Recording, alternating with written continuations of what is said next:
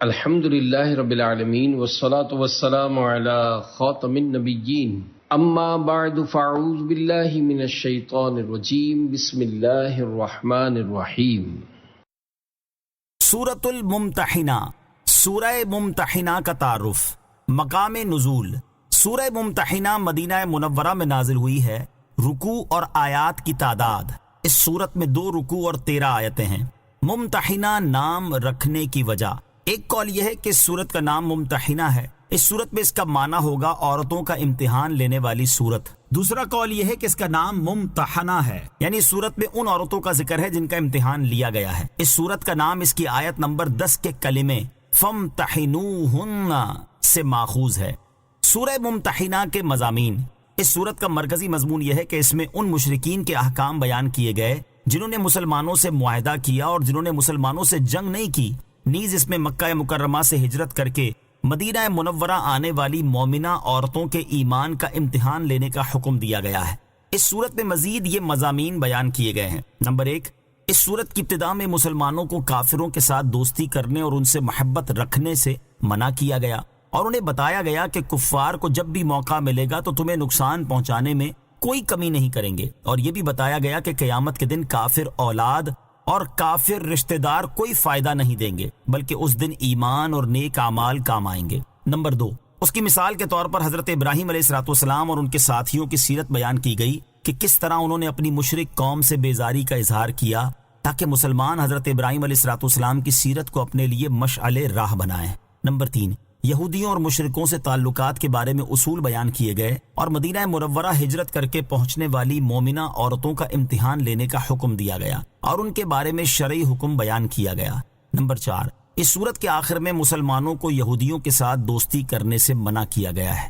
سورہ حشر کے ساتھ مناسبت، سورہ ممتحنہ کی اپنے سے ماقبل سورت حشر کے ساتھ مناسبت یہ ہے کہ دونوں صورتوں میں یہ بیان کیا گیا ہے کہ مسلمانوں کے اہل کتاب اور کفار و مشرکین کے ساتھ تعلقات کیسے ہونے چاہیے۔ بسم اللہ الرحمن الرحیم۔ ترجمہ، اللہ کے نام سے شروع جو نہایت مہربان رحمت والا ہے۔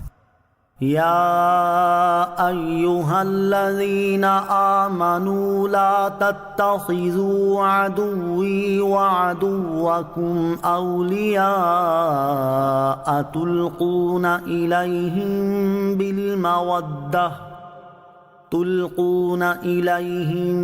بالمودۃ وقد کفروا بما جاءکم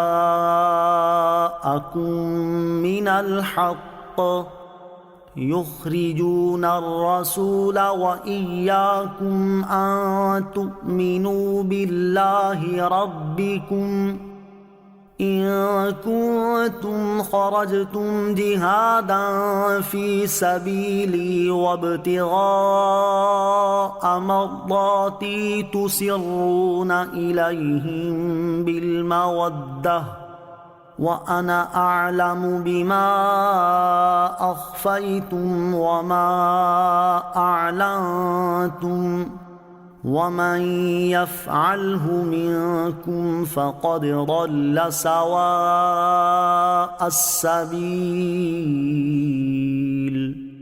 ترجمہ، اے ایمان والو، میرے اور اپنے دشمنوں کو دوست نہ بناؤ، تم انہیں دوستی کی وجہ سے خبریں پہنچاتے ہو، حالانکہ یقیناً وہ اس حق کے منکر ہیں جو تمہارے پاس آیا، وہ رسول کو، اور تمہیں اس بنا پر نکالتے ہیں کہ تم اپنے رب اللہ پر ایمان لائے۔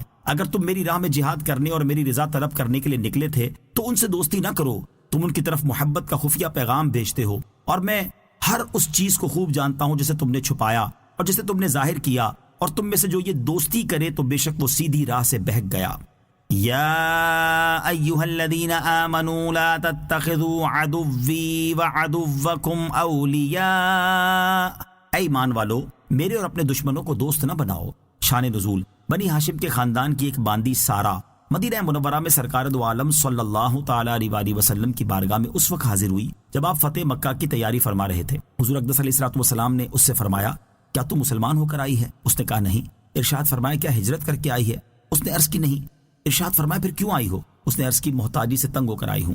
حضرت عبد المطلب کی اولاد نے اس کی امداد کرتے ہوئے کپڑے بنائے اور سامان دیا۔ حضرت حاتب بن ابی بلتعہ رضی اللہ تعالیٰ عنہ اس سے ملے تو انہوں نے اسے 10 دینار دیے، ایک چادر دی اور اس کی معرفت ایک خط اہل مکہ کے پاس بھیجا جس کا مضمون یہ تھا: حضور انور علیہ الصلوۃ والسلام تم پر حملہ کرنے کا ارادہ رکھتے ہیں، تم سے اپنے بچاؤ کی جو تدبیر ہو سکے کر لو۔ سارا یہ خط لے کر روانہ ہو گئی۔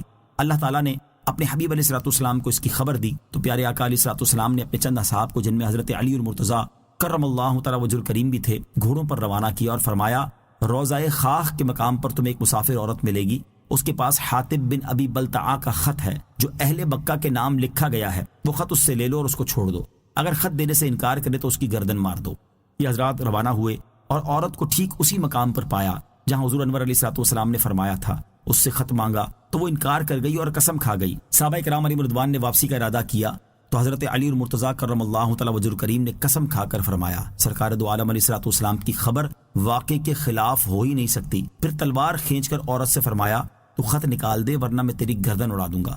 جب اس نے دیکھا کہ حضرت علی المرتضیٰ کرم اللہ تعالیٰ وجہ الکریم قتل کرنے پر بالکل آمادہ ہیں تو اس نے اپنے جوڑے میں سے خط نکال کر دے دیا۔ جب یہ حضرات خط لے کر واپس پہنچے تو نبی پاک علیہ الصلوۃ والسلام نے حضرت حاتب کو بلا کر فرمایا: اے حاتب، خط لکھنے کی وجہ کیا تھی؟ انہوں نے عرض کی: یا رسول اللہ صلی اللہ تعالیٰ علیہ وسلم، میں جب سے اسلام لایا ہوں تب سے کبھی میں نے کفر نہیں کیا، اور جب سے حضور کی نیاز مندی میسر آئی ہے تب سے کبھی آپ کے ساتھ خیانت نہ کی، اور جب سے اہل مکہ کو چھوڑا ہے تب سے کبھی ان کی محبت دل میں نہ آئی۔ لیکن واقعہ یہ ہے کہ میں قریش میں رہتا تھا اور ان کی قوم میں سے نہ تھا، میرے سوا دوسرے مہاجرین کے مکہ مکرمہ میں رشتہ دار ہیں جو ان کے گھر بار کی نگرانی کرتے ہیں، لیکن میرا وہاں کوئی رشتہ دار نہیں۔ مجھے اپنے گھر والوں کے بارے میں اندیشہ تھا، اس لیے میں نے یہ چاہا کہ میں اہل مکہ پر کچھ احسان رکھ دوں تاکہ وہ میرے گھر والوں کو نہ ستائیں، اور یہ بات میں یقین سے جانتا ہوں کہ اللہ تعالیٰ اہل مکہ پر عذاب نازل فرمانے والا ہے، میرا خط انہیں بچا نہ سکے گا۔ تاجدار رسالت صلی اللہ تعالیٰ علیہ وسلم نے ان کا یہ عذر قبول فرمایا اور ان کی تصدیق کی۔ حضرت عمر فاروق رضی اللہ تعالیٰ عنہ نے عرض کی: یا رسول اللہ صلی اللہ تعالیٰ علیہ وسلم، مجھے اجازت دیجیے تاکہ اس منافق کی گردن مار دوں۔ حضور پرنور علیہ الصلوۃ والسلام نے ارشاد فرمایا: اے عمر رضی اللہ تعالیٰ عنہ، اللہ تعالیٰ خبردار ہے، جب ہی اس نے اہل بدر کے حق میں فرمایا کہ جو چاہو کرو، میں نے تمہیں بخش دیا۔ یہ سن کر حضرت عمر رضی اللہ تعالیٰ عنہ کی آنکھوں میں آنسو جاری ہو گئے اور یہ آیات نازل ہوئیں۔ اس آیت کا خلاصہ یہ ہے کہ اے ایمان والو، کافروں کو اپنا دوست نہ بناؤ جو میرے اور تمہارے دشمن ہیں۔ تم انہیں دوستی کی وجہ سے رسول کریم علیہ الصلوۃ والسلام کی پوشیدہ خبریں پہنچاتے ہو، حالانکہ وہ تمہارے پاس آئے ہوئے حق یعنی اسلام اور قرآن کا انکار کرتے ہیں۔ رسول اکرم علیہ الصلوۃ والسلام کو اور تمہیں اس بنا پر مکہ مکرمہ سے نکالتے ہیں کہ تم اپنے رب پر ایمان لائے ہو۔ اگر تم میری راہ میں جہاد کرنے اور میری رضا طلب کرنے کے لیے اپنے وطن سے نکلے تھے تو ان کافروں سے دوستی نہ کرو، تم انہیں خفیہ محبت کا پیغام بھیجتے ہو، حالانکہ تمہیں یہ بات اچھی طرح معلوم ہے کہ میں ہر اس چیز کو خوب جانتا ہوں جسے تم نے چھپایا اور جسے تم نے ظاہر کیا، اور یاد رکھو تم میں سے جو ان سے دوستی کرے گا تو بے شک وہ سیدھی راہ سے بہک گیا۔ آیت یا ایھا الذین آمنوا لا تتخذوا عدوی وعدوکم اولیاء سے حاصل ہونے والی معلومات۔ اس آیت سے مزید 5 باتیں یہ معلوم ہوئی۔ نمبر 1، کفار مکہ مسلمانوں کے دشمن تھے، لیکن اللہ تعالیٰ نے انہیں اپنا دشمن بھی فرمایا۔ اس سے معلوم ہوا کہ اللہ تعالیٰ کے نیک بندوں کا دشمن اللہ تعالیٰ کا بھی دشمن ہے۔ نمبر 2، کفار کو مسلمانوں کے راز سے خبردار کرنا غداری اور دین و قوم سے بغاوت ہے۔ نمبر 3، حضرت حاتب رضی اللہ تعالیٰ عنہ سے گناہ سرزد ہوا اور اللہ تعالیٰ نے انہیں مومن فرمایا۔ اس سے معلوم ہوا کہ کبیرہ گناہ کرنے سے انسان کافر نہیں ہوتا۔ نمبر 4، ایمان کا دشمن جان کے دشمن سے زیادہ خطرناک ہے۔ نمبر 5، اللہ تعالیٰ کی راہ میں جہاد اسی وقت ہوگا جب مجاہد کا دل مومن کی محبت اور کافر کی عداوت سے پر ہو۔ اگر مجاہد کے دل میں کافر کی طرف تھوڑا سا میلان بھی ہوا تو اس کا مجاہد فی سبیل اللہ رہنا مشکل ہے۔ اللہ تعالیٰ کی رضا کے لیے کسی سے دوستی اور دشمنی رکھنے کے 4 فضائل۔ یہاں موضوع کی مناسبت سے اللہ تعالیٰ کی رضا کے لیے کسی سے دوستی اور دشمنی رکھنے کے 4 فضائل سماعت کیجیے۔ نمبر 1، مسلم شریف کی حدیث ہے، حضرت ابو ہریرہ رضی اللہ تعالیٰ عنہ سے روایت ہے، نبی اکرم صلی اللہ تعالیٰ علیہ وسلم نے فرمایا، اللہ تعالیٰ قیامت کے دن ارشاد فرمائے گا، وہ لوگ کہاں ہیں جو میرے جلال کی وجہ سے آپس میں محبت رکھتے تھے؟ آج میں انہیں اپنے عرش کے سائے میں رکھوں گا، آج میرے عرش کے سائے کے سوا کوئی سایہ نہیں۔ نمبر 2، مسلم شریف کی حدیث، حضرت ابو ہریرہ رضی اللہ تعالیٰ عنہ سے روایت ہے، حضور اقدس صلی اللہ تعالیٰ علیہ وسلم نے ارشاد فرمایا، ایک شخص اپنے بھائی سے ملنے دوسرے علاقے میں گیا، اللہ تعالیٰ نے اس کے راستے پر ایک فرشتہ بٹھا دیا۔ جب وہ فرشتے کے پاس آیا تو اس نے دریافت کیا، کہاں کا ارادہ ہے؟ اس نے کہا، اس علاقے میں میرا بھائی ہے، اس سے ملنے جا رہا ہوں۔ فرشتے نے کہا، کیا اس پر تیرا کوئی احسان ہے جسے لینے جا رہا ہے؟ اس نے کہا، نہیں، صرف یہ بات ہے کہ میں اسے اللہ تعالیٰ کے لیے دوست رکھتا ہوں۔ فرشتے نے کہا، مجھے اللہ تعالیٰ نے تیرے پاس بھیجا ہے تاکہ تجھے یہ خبر دوں کہ اللہ تعالیٰ نے تجھے دوست رکھا جیسے تو نے اللہ تعالیٰ کے لیے اس سے محبت کی ہے۔ حدیث نمبر 3، ابو داؤد شریف کی حدیث ہے، حضرت ابو امامہ رضی اللہ تعالیٰ عنہ سے روایت ہے، نبی کریم صلی اللہ تعالیٰ علیہ وسلم نے ارشاد فرمایا، جو کسی سے اللہ تعالیٰ کے لیے محبت رکھے اللہ تعالیٰ کے لیے دشمنی رکھے، اللہ تعالیٰ کے لیے دے اور اللہ تعالیٰ کے لیے منع کرے تو اس نے اپنا ایمان کامل کر لیا۔ حدیث نمبر 4، حضرت ابو ذر رضی اللہ تعالیٰ عنہ سے روایت ہے، رسول اکرم صلی اللہ تعالیٰ علیہ وسلم نے ارشاد فرمایا، کیا تمہیں معلوم ہے کہ اللہ تعالیٰ کے نزدیک سب سے زیادہ پسند کون سا عمل ہے؟ کسی نے کہا نماز و زکوٰۃ اور کسی نے کہا جہاد۔ حضور انور علیہ الصلوۃ والسلام نے ارشاد فرمایا، اللہ تعالیٰ کو سب سے زیادہ پیارا عمل اللہ تعالیٰ کے لیے محبت اور بغض رکھنا ہے۔ اللہ تعالیٰ ہمیں اپنی رضا کے لیے کسی سے دوستی، دشمنی اور بغض رکھنے کی توفیق عطا فرمائے، آمین۔ إن يثقفوكم يكونوا لكم أعداء ويبسطوا إليكم أيديهم وألسنتهم بالسوء وودوا لو تكفرون۔ ترجمہ، اگر وہ تمہیں پالیں تو تمہارے دشمن ہوں گے اور تمہاری طرف اپنے ہاتھ اور اپنی زبانیں برائی کے ساتھ دراز کریں گے، اور وہ چاہتے ہیں کہ کسی طرح تم کافر ہو جاؤ۔ ان یثقفوکم یکونوا لکم اعداء، اگر وہ تمہیں پالیں تو تمہارے دشمن ہوں گے، یعنی کفار کی عداوت کا یہ حال ہے کہ تم ان کے ساتھ کتنے ہی اس قسم کے سلوک کرو، لیکن انہیں جب کبھی موقع ملے گا تو وہ تم سے اپنی دشمنی نکالنے میں کمی نہ کریں گے، تمہیں مارنے اور قتل کرنے کے لیے تمہاری طرف اپنے ہاتھ بڑھائیں گے، تمہیں گالی گلوچ کرنے اور برا بھلا کہنے کے ساتھ اپنی زبانیں دراز کریں گے، اور ان کی تمنا یہ ہے کہ کسی طرح تم کافر ہو جاؤ۔ تو ایسے لوگوں کو دوست بنانا اور ان سے بھلائی کی امید رکھنا اور ان کی عداوت سے غافل رہنا ہرگز نہیں چاہیے۔ لن تنفعكم أرحامكم ولا أولادكم يوم القيامة يفصل بينكم واللہ بما تعملون بصیر۔ ترجمہ، تمہارے رشتے اور تمہاری اولاد قیامت کے دن ہرگز تمہیں نفع نہ دیں گے، اللہ تمہارے درمیان جدائی کر دے گا اور اللہ تمہارے کام خوب دیکھ رہا ہے۔ لن تنفعکم ارحامکم ولا اولادکم یوم القیامہ، تمہارے رشتے اور تمہاری اولاد قیامت کے دن ہرگز تمہیں نفع نہ دیں گے، یعنی اے ایمان والو، جن رشتہ داروں اور اولاد کی وجہ سے تم کفار سے دوستی اور موالات کرتے ہو، یہ قیامت کے دن ہرگز تمہیں نفع نہ دیں گے۔ اللہ تعالیٰ قیامت کے دن تمہارے اور ان کے درمیان اس طرح جدائی کر دے گا کہ فرما بردار جنت میں ہوں گے اور کافر نافرمان جہنم میں۔ اور یاد رکھو کہ اللہ تعالیٰ تمہارے کام دیکھ رہا ہے تو وہ تمہیں تمہارے اعمال کی جزا دے گا۔ یاد رہے کہ قیامت کے دن مسلمان کے کافر رشتہ دار اور کافر اولاد اس کے کام نہ آئے گی، جبکہ مومن رشتہ دار اور مومن اولاد اللہ تعالیٰ کے حکم سے ضرور کام آئے گی۔ اللہ تعالیٰ ارشاد فرماتا ہے، الأخلاء يومئذ بعضهم لبعض عدو إلا المتقين۔ ترجمہ، اس دن گہرے دوست ایک دوسرے کے دشمن ہو جائیں گے سوائے پرہیزگاروں کے۔ اور ارشاد فرماتا ہے، والذین آمنوا واتبعتهم ذریتهم بإیمان الحقنا بهم ذریتهم وما ألتناهم من عملهم من شيء۔ ترجمہ، اور جو لوگ ایمان لائے اور ان کی جس اولاد نے ایمان کے ساتھ ان کی پیروی کی تو ہم ان کی اولاد کو ان کے ساتھ ملا دیں گے اور ان والدین کے عمل میں کچھ کمی نہ کریں گے۔ خلاصہ یہ کہ ایمان والے ایک دوسرے کے کام آئیں گے جبکہ کافر کسی کے کام نہ آئیں گے۔ قد كانت لكم أسوة حسنة في إبراهيم والذين معه إذ قالوا لقومهم إنا براء منكم ومما تعبدون من دون الله كفرنا بكم وبدا بيننا وبينكم العداوة والبغضاء أبدا حتى تؤمنوا بالله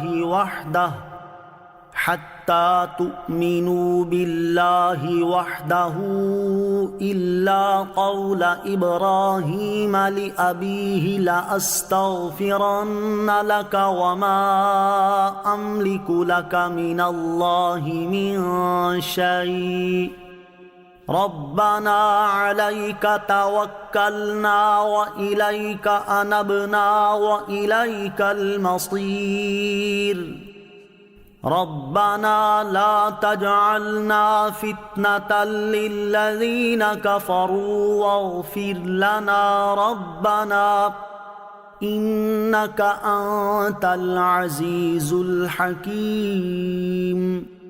ترجمہ: بے شک ابراہیم اور اس کے ساتھیوں میں تمہارے لیے بہترین پیروی تھی جب انہوں نے اپنی قوم سے کہا بے شک ہم تم سے اور ان سے بیزار ہیں جنہیں تم اللہ کے سوا پوچھتے ہو، ہم نے تمہارا انکار کیا اور ہمارے اور تمہارے درمیان ہمیشہ کے لیے دشمنی اور عداوت ظاہر ہو گئی، حتیٰ کہ تم ایک اللہ پر ایمان لے آؤ، مگر ابراہیم کا اپنے عرفی باپ سے یہ کہنا پیروی کے قابل نہیں کہ میں ضرور تیرے لیے مغفرت کی دعا مانگوں گا اور میں اللہ کے سامنے تیرے لیے کسی نفع کا مالک نہیں ہوں۔ اے ہمارے رب، ہم نے تجھی پر بھروسہ کیا اور تیری ہی طرف رجوع لائے اور تیری ہی طرف پھرنا ہے۔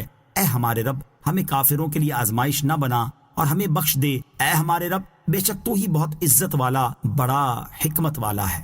قد كانت لكم اسوة حسنة في ابراہیم والذین معه، بے شک ابراہیم اور اس کے ساتھیوں میں تمہارے لیے بہترین پیروی تھی۔ اس آیت میں حضرت حاتب رضی اللہ تعالیٰ عنہ اور دوسرے مومنین سے خطاب ہے اور سب کو حضرت ابراہیم علیہ السلام کی پیروی کرنے کا حکم ہے کہ دین کے معاملے میں رشتہ داروں کے ساتھ ان کا طریقہ اختیار کریں۔ چنانچہ آیت کا خلاصہ یہ ہے کہ بے شک حضرت ابراہیم علیہ السلام اور ان پر ایمان لانے والوں کی سیرت میں تمہارے لیے بہترین پیروی تھی جب انہوں نے اپنی مشرک قوم سے کہا بے شک ہم تم سے اور ان بتوں سے بیزار ہیں جنہیں تم اللہ تعالیٰ کے سوا پوچھتے ہو، ہم تمہارے منکر ہوئے اور ہم نے تمہارے دین کی مخالفت اختیار کی، اور جب تک تم ایک اللہ تعالیٰ پر ایمان نہیں لاتے تب تک ہمارے اور تمہارے درمیان ہمیشہ کے لیے دشمنی اور عداوت ظاہر ہو گئی۔ البتہ حضرت ابراہیم علیہ السلام کا اپنے عرفی باپ کے لیے مغفرت کی دعا مانگنا پیروی کے قابل نہیں، کیونکہ یہ ایک وعدے کی بنا پر تھا، اور جب حضرت ابراہیم علیہ السلام پر ظاہر ہو گیا کہ وہ کفر پر ہی قائم ہے تو آپ نے اس سے بیزاری ظاہر کر دی، لہٰذا یہ کسی کے لیے جائز نہیں کہ اپنے کافر رشتہ دار کے لیے دعائے مغفرت کرے۔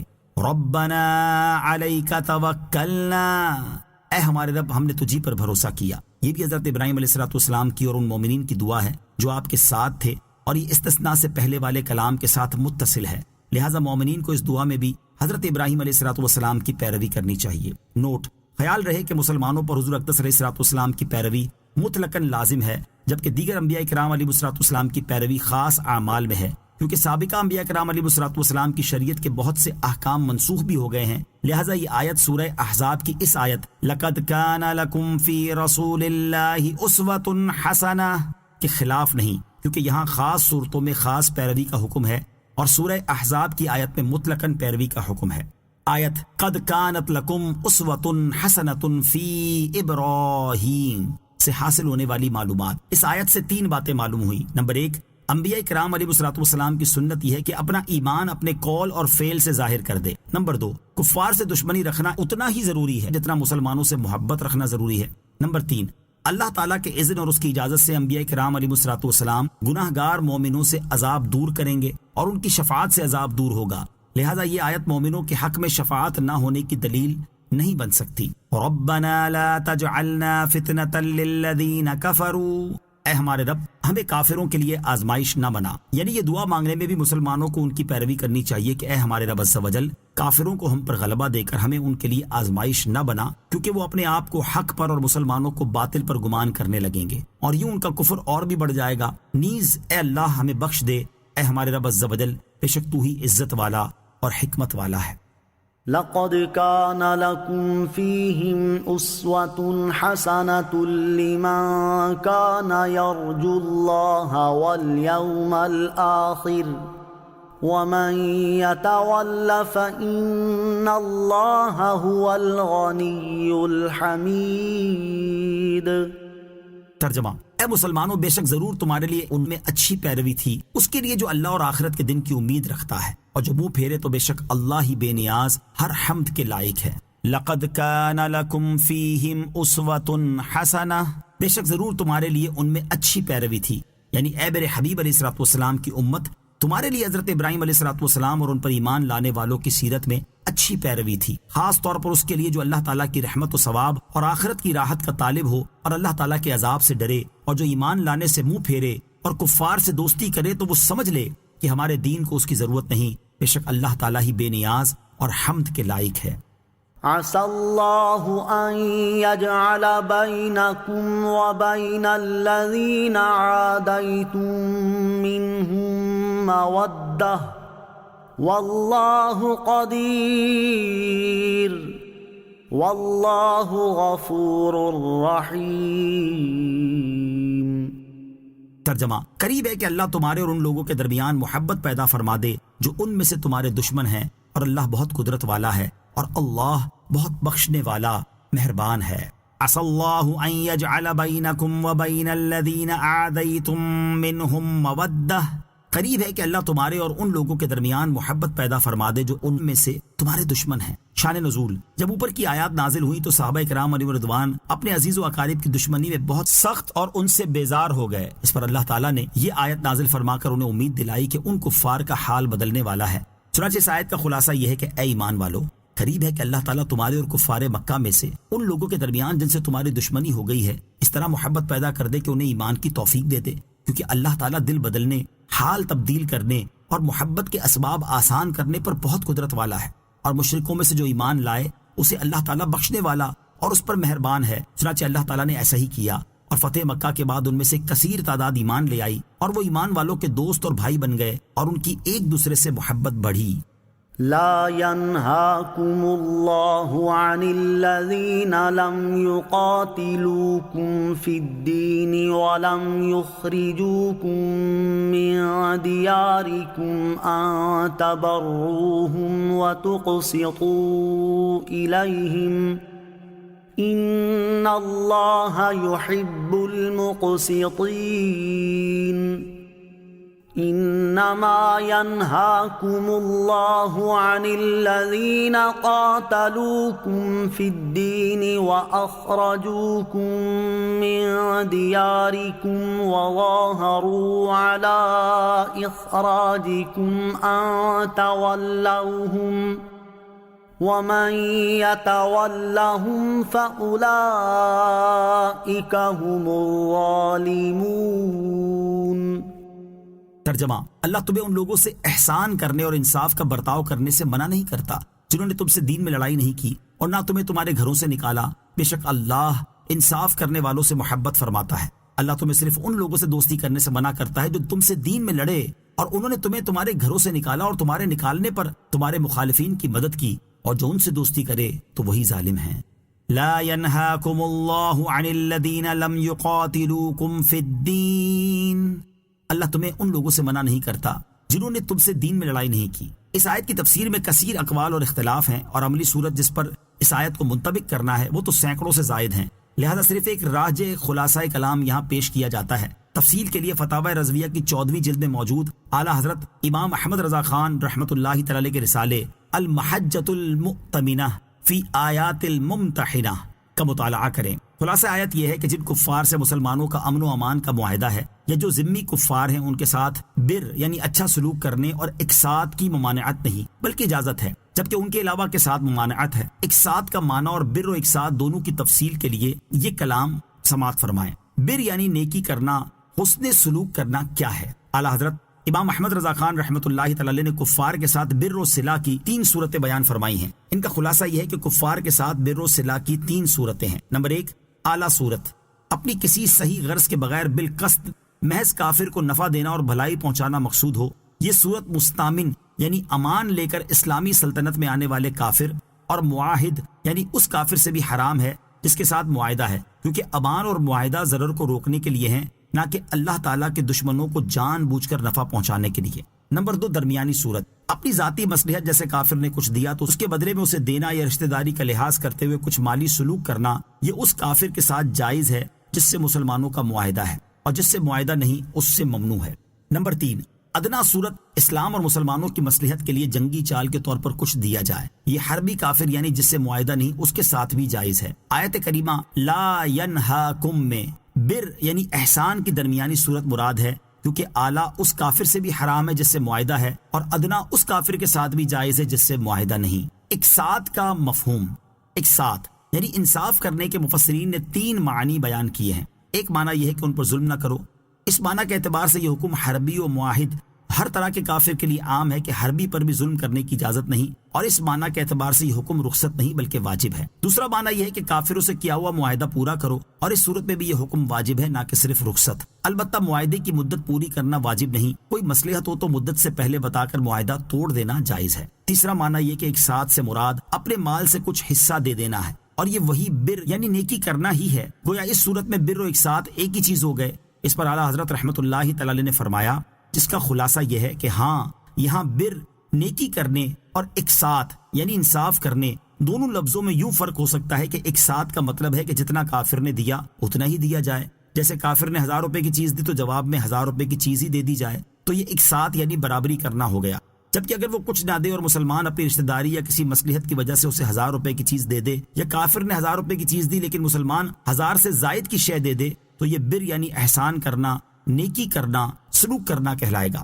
کفار کے ساتھ دوستی کی صورتیں اور ان کے احکام۔ آیت نمبر 9 میں کفار کے ساتھ دوستی سے منع کیا گیا۔ یہاں ان سے دوستی سے متعلق اعلیٰ حضرت امام احمد رضا خان رحمۃ اللہ تعالی کے کلام کا خلاصہ سماعت کیجیے۔ موالات یعنی کفار کے ساتھ دوستی کی 2 قسمیں ہیں۔ نمبر 1 حقیقی موالات، اس کی ادنا صورت قلبی میلان ہے۔ یہ تمام صورتوں میں ہر کافر سے مطلقاً ہر حال میں حرام ہے، البتہ طبعی میلان جیسے ماں باپ، اولاد یا خوبصورت بیوی کی طرف غیر اختیاری طور پر ہوتا ہے، یہ اس حکم میں داخل نہیں۔ پھر بھی اس تصور سے کہ یہ اللہ اور رسول کے دشمن ہیں اور ان سے دوستی حرام ہے، اپنی طاقت کے مطابق اس میلان کو دبانا، یہاں تک کہ بن پڑے تو فنا کر دینا لازم ہے۔ اس میلان کا آنا بے اختیار تھا، اور اسے زائل کرنا قدرت میں ہے تو اسے رکھنا دوستی کو اختیار کرنا ہوا، اور یہ حرام قطعی ہے۔ اسی لیے جس غیر اختیاری چیز کے ابتدائی امور کسی شخص نے اپنے اختیار سے پیدا کیے تو اس میں اس کا کوئی عذر قابل قبول نہ ہوگا۔ جیسے شراب سے عقل زائل ہو جانا اختیار میں نہیں، لیکن جب اختیار سے پی تو عقل کا زوال اور اس پر جو کچھ مرتب ہوا سب اسی کے اختیار سے ہوگا۔ نمبر 2 صورتاً موالات، اس کی صورت یہ ہے کہ بندے کا دل کافر کی طرف اصلاً مائل نہ ہو، لیکن اس سے برتاؤ ایسا کرے جو بظاہر محبت و میلان کا پتہ دیتا ہو۔ یہ ضرورت اور مجبوری کی حالت میں صرف ضرورت و مجبوری کی مقدار مطلقاً جائز ہے، اور بقدر ضرورت یہ کہ مثلاً صرف عداوت کا اظہار نہ کرنے سے کام نکلتا ہو تو اسی قدر پر اکتفا کرے، اور اظہار محبت کی ضرورت ہو تو حتی الامکان پہلو دار بات کہے، صراحت کے ساتھ اظہار کرنے کی اجازت نہیں، اور اگر اس کے بغیر نجات نہ ملے اور دل ایمان پر مطمئن ہو تو صراحت کے ساتھ اظہار کی رخصت ہے، اور اب بھی عزیمت یہی ہے کہ ایسا نہ کرے۔ اب زیر تفسیر دونوں آیات کا خلاصہ سماعت فرمائیں۔ چنانچہ ارشاد فرمایا کہ اے ایمان والو، اللہ تعالیٰ تمہیں ان کافروں کے ساتھ احسان اور انصاف کا برتاؤ کرنے سے منع نہیں کرتا جنہوں نے تم سے دین میں لڑائی نہیں کی اور نہ تمہیں تمہارے گھروں سے نکالا۔ بے شک اللہ تعالیٰ انصاف کرنے والوں سے محبت فرماتا ہے، اور وہ تمہیں صرف ان کافروں کے ساتھ دوستی کرنے سے منع کرتا ہے جو تم سے دین میں لڑے اور انہوں نے تمہیں تمہارے گھروں سے نکالا، اور تمہیں نکالنے پر تمہارے مخالفین کی مدد کی، اور جو ان سے دوستی کرے تو وہی لوگ ظالم ہیں۔ یا ایہا الذین آمنوا اذا جاءکم المؤمنات مہاجرات فامتحنوہن اللہ اعلم بإیمانہن فَإِنْ عَلِمْتُمُوهُنَّ مُؤْمِنَاتٍ فَلَا تَرْجِعُوهُنَّ إِلَى الْكُفَّارِ لَا هُنَّ حِلٌّ لَهُمْ وَلَا هُمْ يَحِلُّونَ لَهُنَّ وَآتُوهُمْ مَا أَنفَقُوا وَلَا جُنَاحَ عَلَيْكُمْ أَن تَنكِحُوهُنَّ إِذَا آتَيْتُمُوهُنَّ أُجُورَهُنَّ وَلَا تُمْسِكُوا بِعِصَمِ الْكَوَافِرِ وَاسْأَلُوا مَا أَنفَقْتُمْ وَلْيَسْأَلُوا مَا أَنفَقُوا ذَلِكُمْ حُكْمُ اللَّهِ يَحْكُمُ بَيْنَكُمْ وَاللَّهُ عَلِيمٌ حَكِيمٌ۔ ترجمہ: اے ایمان والو، جب تمہارے پاس مسلمان عورتیں کفرستان سے اپنے گھر چھوڑ کر آئیں تو ان کا امتحان کرو، اللہ ان کے ایمان کا حال بہتر جانتا ہے۔ پھر اگر وہ تمہیں ایمان والیاں معلوم ہوں تو انہیں کافروں کی طرف واپس نہ لوٹاؤ، نہ یہ ان کافروں کے لیے حلال ہے اور نہ وہ کافر ان کے لیے حلال ہیں، اور ان کے کافر شوہروں کو وہ حق مہر دے دو جو انہوں نے خرچ کیا ہو، اور تم پر کچھ گناہ نہیں کہ ان سے نکاح کر لو جب ان کے مہر انہیں دو، اور کافرہ عورتوں کے نکاح پر نہ جمے رہو، اور وہ مانگ لو جو تم نے خرچ کیا ہو، اور کافر مانگ لیں جو انہوں نے خرچ کیا. یہ اللہ کا حکم ہے، وہ تم میں فیصلہ فرماتا ہے، اور اللہ بہت علم والا، بڑا حکمت والا ہے. یا ایھا الذین آمنوا اذا جاءکم المؤمنات مہاجرات، اے ایمان والو جب تمہارے پاس مسلمان عورتیں اپنے گھر چھوڑ کر آئیں. اس آیت میں ہجرت کر کے آنے والی مسلمان عورتوں کے بارے میں 7 احکام دیے گئے ہیں. نمبر 1، اے ایمان والو جب کفرستان سے مسلمان عورتیں اپنے گھر چھوڑ کر تمہارے پاس آئیں تو ان کی جانچ کر لیا کرو کہ ان کی ہجرت خالص دین کے لیے ہے. ایسا تو نہیں ہے کہ انہوں نے اپنے شوہروں کی عداوت میں گھر چھوڑا ہو. اور یاد رکھو کہ ان عورتوں کا امتحان تمہارے علم کے لیے ہے، ورنہ اللہ تعالیٰ تو ان کے ایمان کا حال تم سے بہتر جانتا ہے. ان کی جانچ کا طریقہ یہ ہے کہ ان سے قسم لی جائے، جیسا کہ حضرت عبداللہ ابن عباس رضی اللہ تعالیٰ عنہما فرماتے ہیں، ان عورتوں کو قسم دی جائے کہ وہ نہ شوہروں کی عداوت میں نکلی ہیں اور نہ اور کسی دنیاوی وجہ سے، بلکہ انہوں نے صرف اپنے دین و ایمان کے لیے ہجرت کی ہے. نمبر 2، اگر جانچ کے بعد وہ تمہیں ایمان والیاں معلوم ہو تو انہیں ان کے کافر شوہروں کی طرف واپس نہ لوٹاؤ، کیونکہ نہ یہ مسلمان عورتیں ان کافروں کے لیے حلال ہیں اور نہ وہ کافر مرد ان مسلمان عورتوں کے لیے حلال ہیں. اس سے معلوم ہوا کہ اگر کافر کی کافرہ بیوی ایمان لا کر ہجرت کر جائے تو وہ اس کافر کے نکاح سے نکل جائے گی. نمبر 3، ان کے کافر شوہروں کو وہ حق مہر دے دو جو انہوں نے ان عورتوں کو دیے تھے. شان نزول، یہ آیت صلح حدیبیہ کے بعد نازل ہوئی. صلح میں یہ شرط تھی کہ مکہ والوں میں سے جو شخص ایمان لا کر سرکار دو عالم صلی اللہ تعالی علیہ وسلم کی خدمت میں حاضر ہو اس کو اہل مکہ واپس لے سکتے ہیں. اور اس آیت میں یہ بیان فرما دیا گیا کہ یہ شرط صرف مردوں کے لیے ہے، عورتوں کی تصریح عہد نامے میں نہیں، اور نہ عورتیں اس قرارداد میں داخل ہو سکتی ہیں کیونکہ مسلمان عورت کافر کے لیے حلال نہیں. بعض مفسرین نے فرمایا کہ آیت کا یہ حصہ پہلے حکم یعنی ان کے کافر شوہروں کی طرف واپس نہ لوٹاؤ کا ناسخ ہے. یہ قول اس صورت میں درست ہے کہ عورتیں صلح کے عہد میں داخل ہوں، لیکن عورتوں کا اس عہد میں داخل ہونا صحیح نہیں، کیونکہ بخاری شریف میں عہد نامے کے یہ الفاظ مروی ہیں، لا یأتیک منا رجلا وان کان علی دینک الا رددتہ، یعنی ہم سے جو مرد آپ کے پاس پہنچے خواہ وہ آپ کے دین ہی پر ہو آپ اس کو واپس دیں گے. ان میں عورت کا ذکر نہیں ہے. یہاں اس مہر سے متعلق 2 شرعی مسائل بھی ملاحظہ ہوں. نمبر 1، یہ مہر دینا اس صورت میں ہے جبکہ عورت کا کافر شوہر اسے طلب کرے، اور اگر طلب نہ کرے تو اس کو کچھ نہیں دیا جائے گا. نمبر 2، اسی طرح اگر کافر نے اس مہاجرہ عورت کو مہر نہیں دیا تو بھی وہ کچھ نہ پائے گا. نمبر 3، تم پر کچھ گناہ نہیں کہ ان ہجرت کرنے والی عورتوں کو مہر دے کر ان سے نکاح کر لو، اگرچہ دارالحرب میں ان کے شوہر ہوں، کیونکہ اسلام لانے سے وہ ان شوہروں پر حرام ہو گئیں اور ان کی زوجیت میں نہ رہیں. یاد رہے کہ یہاں مہر دینے سے مراد اس کو اپنے ذمے لازم کر لینا ہے، اگرچہ بالفعل نہ دیا جائے. نیز اس سے یہ ثابت ہوا کہ ان عورتوں سے نکاح کرنے پر نیا مہر واجب ہوگا، جبکہ ان کے شوہروں کو جو ادا کر دیا گیا وہ اس میں شمار نہیں ہوگا.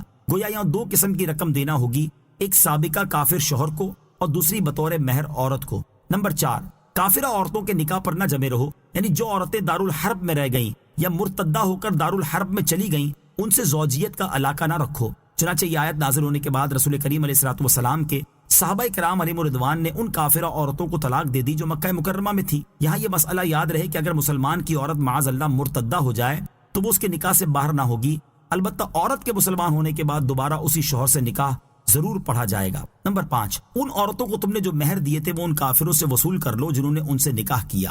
نمبر 6، کافروں کی جو عورتیں ہجرت کر کے دارالاسلام میں چلی آئیں ان پر کافروں نے جو خرچ کیا وہ ان مسلمانوں سے مانگ لیں جنہوں نے ان عورتوں سے نکاح کیا ہے. آیت کے آخر میں ارشاد فرمایا کہ یہاں جو احکام دیے یہ اللہ تعالیٰ کا حکم ہے، وہ تمہارے درمیان فیصلہ فرماتا ہے، اور اللہ تعالیٰ علم والا حکمت والا ہے.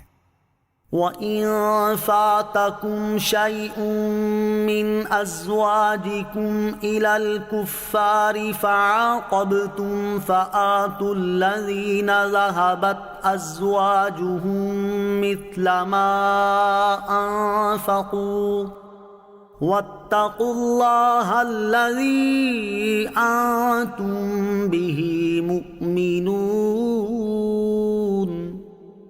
ترجمہ، اور اگر تم مسلمانوں کے ہاتھ سے تمہاری کچھ عورتیں کافروں کی طرف نکل جائیں پھر تم کافروں کو سزا دو، جن کی بیویاں چلی گئی تھیں انہیں مال غنیمت سے اتنا دے دو جتنا انہوں نے خرچ کیا تھا، اور اللہ سے ڈرتے رہو جس پر تم ایمان رکھتے ہو. وَإِن فَاتَكُمْ شَيْءٌ مِّنْ أَزْوَاجِكُمْ إِلَى الْكُفَّارِ، اور اگر تم مسلمانوں کے ہاتھ سے تمہاری کچھ عورتیں کافروں کی طرف نکل جائیں.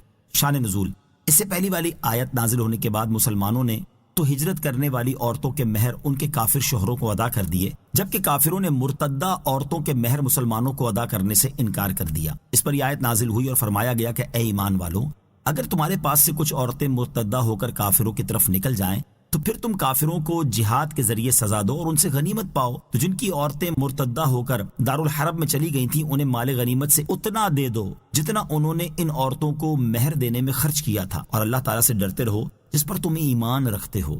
حضرت عبداللہ ابن عباس رضی اللہ تعالی عنہما فرماتے ہیں کہ مومنین مہاجرین کی عورتوں میں سے 6 عورتیں ایسی تھیں جنہوں نے دارالحرب کو اختیار کیا اور مشرکین کے ساتھ ملی اور مرتدہ ہو گئیں۔ رسول کریم صلی اللہ تعالی علیہ وسلم نے ان کے شوہروں کو مال غنیمت سے ان کے مہر عطا فرمائے۔ نوٹ: یاد رہے کہ ان آیتوں میں جو یہ احکام دیے گئے کہ مہاجرات کا امتحان لینا، کفار نے اپنی بیویوں پر جو خرچ کیا ہو وہ ہجرت کے بعد انہیں دینا، مسلمانوں نے اپنی بیویوں پر جو خرچ کیا ہو وہ ان کے مرتدہ ہو کر کافروں سے مل جانے کے بعد کافروں سے مانگنا، جن کی بیویاں مرتدہ ہو کر چلی گئی ہوں انہوں نے جو ان پر خرچ کیا تھا وہ انہیں مال غنیمت میں سے دینا، یہ تمام احکام جہاد والی آیت سے یا غنیمت والی آیت سے یا احادیث سے منسوخ ہو گئے ہیں، کیونکہ یہ احکام تب تک باقی رہے جب تک یہ عہد رہا، اور جب وہ عہد اٹھ گیا تو احکام بھی نہ رہے۔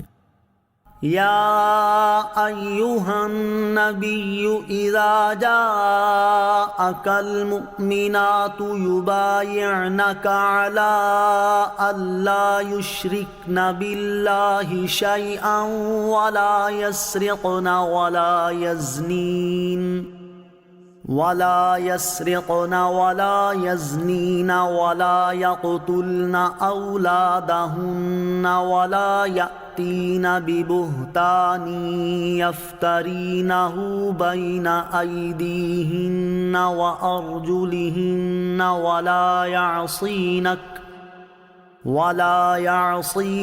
فی معروف فبایعہن واستغفر لہن اللہ ان اللہ غفور رحیم۔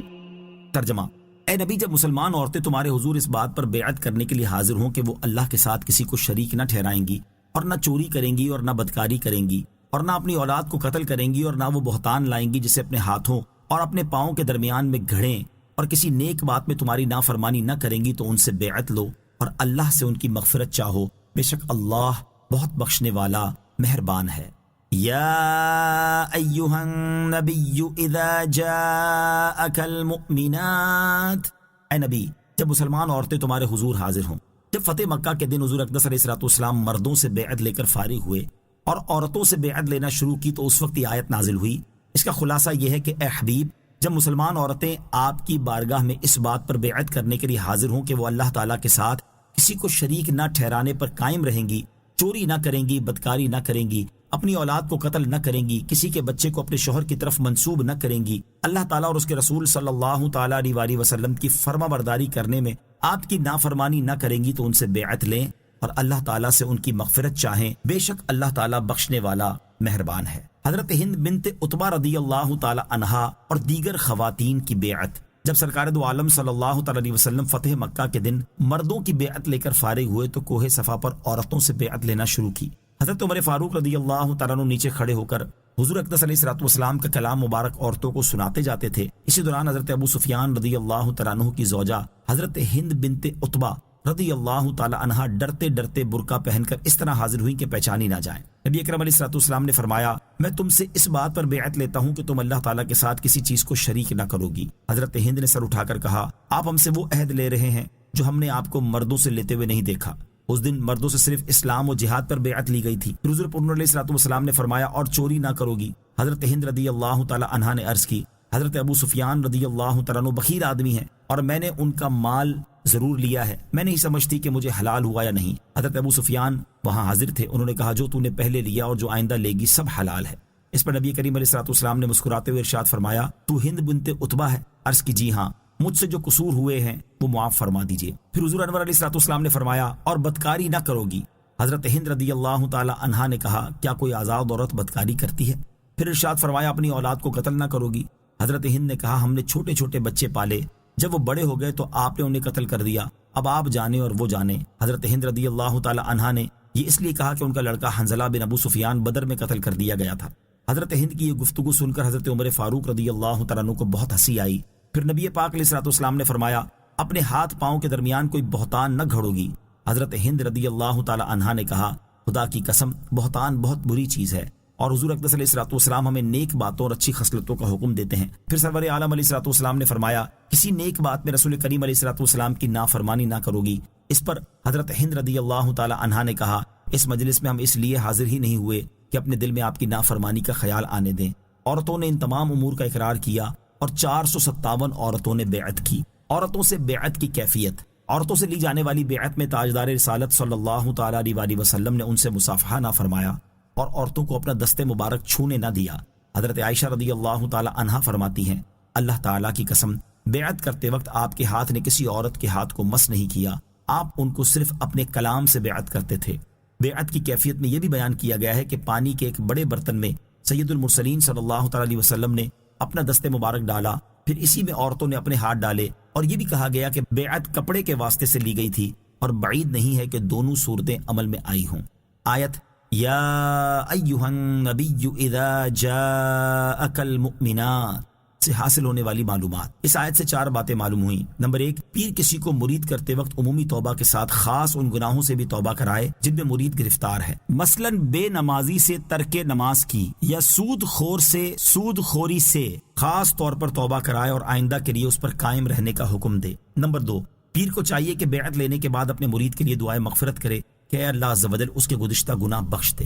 نمبر 3، خود توبہ کرنے کا حکم اور ہے اور اللہ تعالیٰ کے کسی مقبول بندے کے ہاتھ پر توبہ کرنے کا دوسرا حکم ہے۔ نمبر 4، مسلمانوں کا مشائخ کے ہاتھ پر بیعت ہونا سنت ہے، کیونکہ یہ مومنہ عورتیں حضور اقدس علیہ الصلوۃ والسلام سے اس کی بیعت کرتی تھی کہ ہم آئندہ گناہوں سے بچیں گی، اور یہی مشائخ کی بیعت کا منشا ہے۔ یاد رہے کہ بیعت کی 4 قسمیں ہیں۔ نمبر 1 بیعت اسلام، نمبر 2 بیعت خلافت، نمبر 3 بیعت تقوی، نمبر 4 بیعت توبہ۔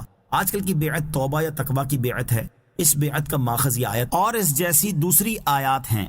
یا ایھا الذین آمنوا لا تتولوا قوما غضب اللہ علیہم قد یئسوا من الآخرۃ کما یئس الکفار من اصحاب القبور۔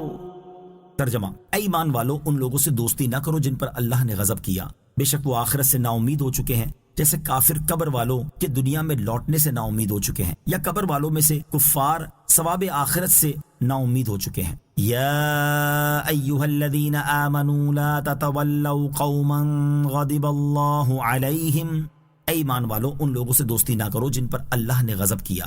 اس آیت کی تفسیر یہ ہے کہ اے ایمان والو مشرکوں سے دوستی نہ کرو، بے شک وہ آخرت کے منکر ہونے کی وجہ سے اس کے ثواب سے ایسے نا امید ہو چکے ہیں جیسے وہ قبر والوں کے دنیا میں واپس آنے سے نا امید ہو چکے ہیں۔ دوسری تفسیر یہ ہے کہ اے ایمان والو یہودیوں سے دوستی نہ کرو، بے شک وہ نبی کریم علیہ الصلوۃ والسلام کو برحق نبی جاننے کے باوجود انکار کرنے کی وجہ سے آخرت کے ثواب سے ایسے ہی نا امید ہو چکے ہیں جیسے کفار مرے ہوئے لوگوں کے دنیا میں واپس آنے سے مایوس ہو چکے ہیں۔ آمنت باللہ صدق اللہ العظیم۔